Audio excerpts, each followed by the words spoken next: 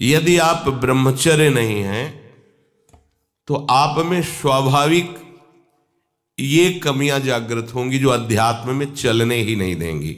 वो जीता तो है पर मुर्दे की तरह निस्तेज, उसमें उत्साह, उसमें शूरवीरता, ये सब क्षीण होने लगती है। शूरवीरता काम क्रोध आदि को सहन करना है। उसके कपोल में हल्के हल्के से सांवले दाग प्रकट होने लगते हैं, एक झुर्री सी पड़ने लगती है। ये वीरनाश का लक्षण है। आंखें धस जाती हैं और उसकी हड्डियां कमजोर होने लगती हैं, बाल पकने लगते हैं, झड़ने लगते हैं। वीर भगवान के द्वारा दी हुई वो शक्ति है जिससे भगवत प्राप्ति में बहुत सहयोग होता है। ये जानबूझकर ऐसी क्रिया करते हैं जिससे वीरपात हो।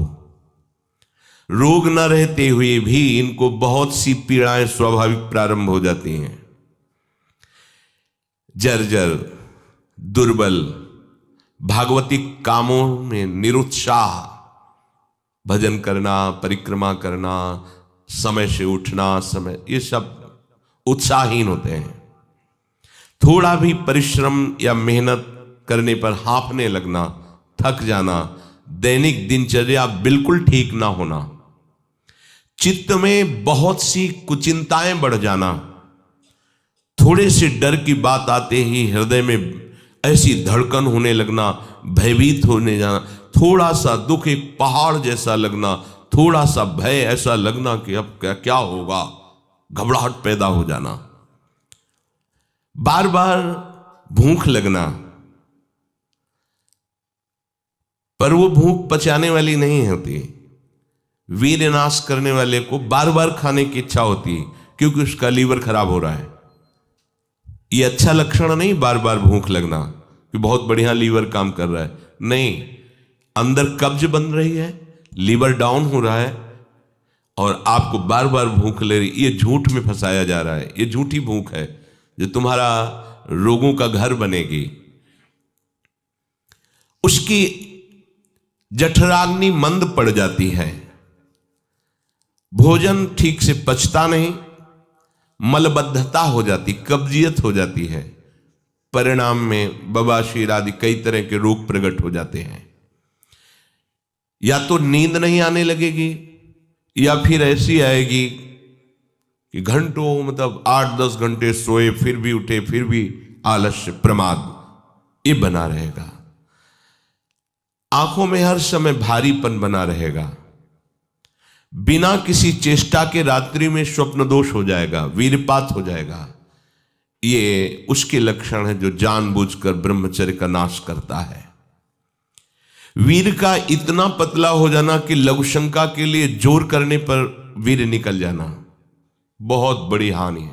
नए नए बच्चों में जब उनसे प्रश्न करते हैं कि आपके दर्शन से ऐसा महसूस होता है आप कोई गलत चेष्टा करते हैं, तो वो कहते हैं अब नहीं करता, लेकिन पहले जब आपसे मिला नहीं था तब होती थी, लेकिन लक्षण तो अब भी प्रकट हो रहे हैं। तो कहते हैं वो स्वाभाविक वीरपात हो जाता है, स्वप्न दोष में भी और लघु शंका में भी। इसका कारण है आपने बहुत ही गलत आचरण किए हैं। ये जो हस्त मैथुन आदि क्रियाएं हैं, इनके द्वारा पूरा का पूरा आपका जीवन नष्ट हो जाता है। इसे खिलवाड़ मत समझो। चाहे गृहस्थी में भी जाना हो तो खिलवाड़ मत करो। आप गृहस्थी लायक नहीं रह जाएंगे। आप जो गृहस्थ धर्म में संतानोत्पत्ति क्रिया है, आप उसके लायक नहीं रह जाएंगे, आप में योग्यता नहीं रह जाएगी। इसलिए सावधान।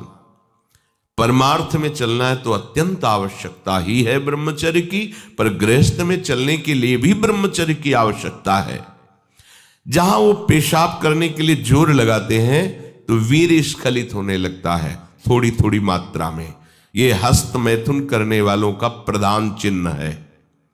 इसका परिणाम यहां तक हो सकता है कि पुरुषत्व का नाश होकर नपुंसकता आ सकती है। हाथ पैरों के जोड़ पर बिना किसी कारण के दर्द होना, कमर में, गांठ में, जहां संधियां हैं, अस्थियों का जोड़ है, वहां दर्द होने लगना।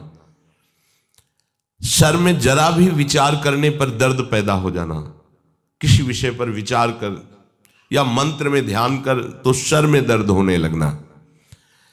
हाथ पैरों में शिथिलता आने लगना। दिमाग में एक सनसनी पैदा हो जाना। कानों से शाय शाय शब्द सुनाई देने लगना। नाटक, उपन्यास और गंदी बातें, अश्लील चित्र देखने में बड़ी रुचि हो जाना। सावधान होकर श्रवण करें। भगवत मार्ग के उपासक हैं।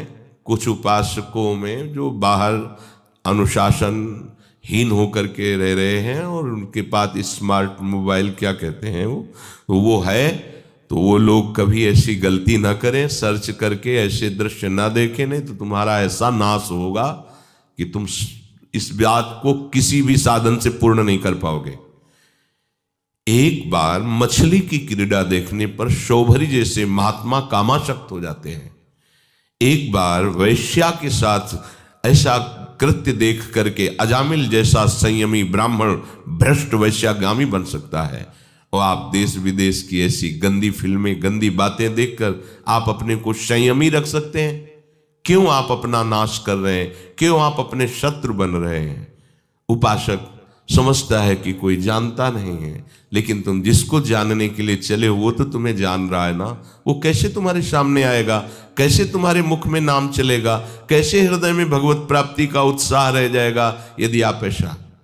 उपासक को नाटक, उपन्यास, सिनेमा, अश्लील चित्र, गंदी पिक्चरें बिल्कुल नहीं। क्यों अपना नाश कर रहे हो? पर उसको रुचि हो जाएगी। जो व्यभिचारी प्रवृत्ति से युक्त है उसको ये अच्छा लगेगा। बार बार पेशाब होने की इच्छा होना, पेट में ऐसा लगना जैसे बहुत गर्मी पैदा हो गई है, और प्रमेह आदि उग्र रोगों का प्रादुर्भाव हो जाना, ये ब्रह्मचर्य नाश का लक्षण है। तलवे हथेलियों पर पसीना आने लगना, हाथ पैर में जरा भी काम करने के लिए चलो तो कंपायमान होने लगना, थोड़ा भी ऋतु परिवर्तन बीमारी को पैदा कर देना। थोड़ा सा गर्मी, थोड़ा सा सर्दी, बीमार हो गया। उसे प्रकृति का प्रहार सहन न करने की सामर्थ्य आ जाती है। वो प्रकृति का प्रहार सहन नहीं कर सकता, ऐसी स्थिति हो जाती है।